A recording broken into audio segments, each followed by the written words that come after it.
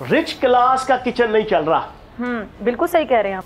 अजनबी शहर के अजनबी रास्ते मेरी तन्हाई पर मुस्कुराते रहे।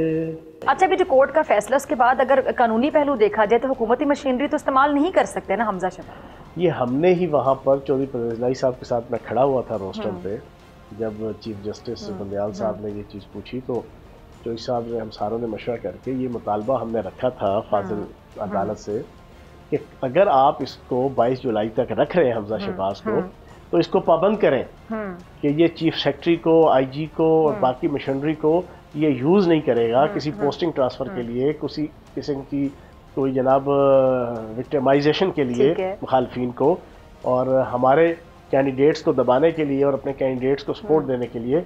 ये हमने कहा, वो फिर फाजिल अदालत ने उसको ऐड करवाया अपने डिसीजन में। जो कल तहरीरी फैसला आया उसमें ये चीज़ लिखी हुई है। लेकिन वो कहते हैं ना, चोर चोरी से तो जाए, हेरा फेरी से ना जाए। ये बाज आने वाले नहीं है। इन्होंने IRSM के ये वाइस चांसलर है।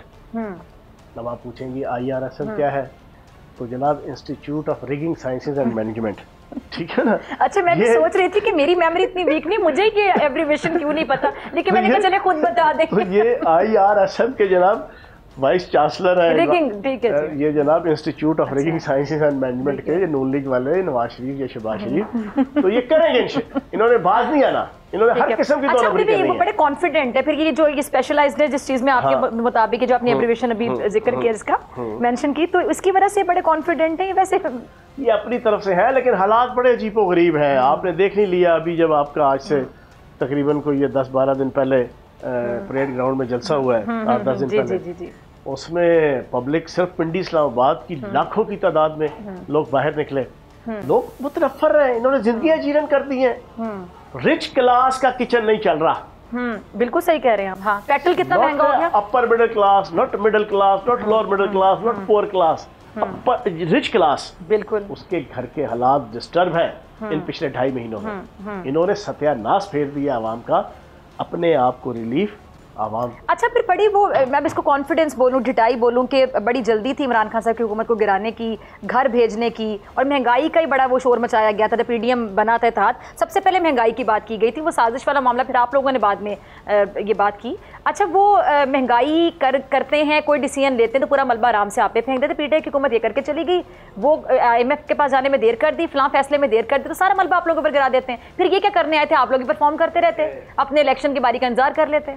13% महंगाई के ऊपर, इन्फ्लेशन के ऊपर हमारे लोटों ने और इस जनाब टांके कांपने वाली जनाब सरकार ने जनाब लॉन्ग मार्च किया, हमारे लोटे तोड़े गए जी। ठीक है जी, किस बुनियाद पे? 13% जनाब महंगाई है, और महंगाई ने दुनिया तबाह कर दी, पाकिस्तान तबाह कर दिया, आवाम को तबाह कर दिया।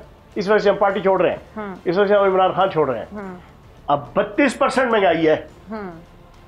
तो इस बिलावल जरदारी से, इस माँ के लाडले से पूछें, और इस जनाब ये जो लोटे गए थे 25 नीचे और 20 ऊपर, उन्हें कहो अब तो तुम्हें चाहिए कि 76 लेके ना इनको लगाते हुए प्राइम मिनिस्टर को वहां से निकले फिर उस पार्टी से।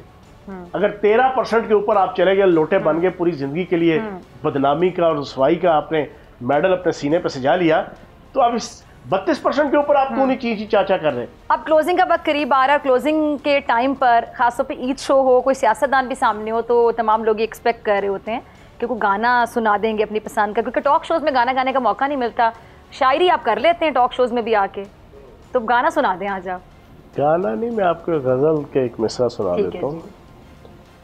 अजनबी शहर के अजनबी रास्ते मेरी तन्हाई पर मुस्कुराते रहे।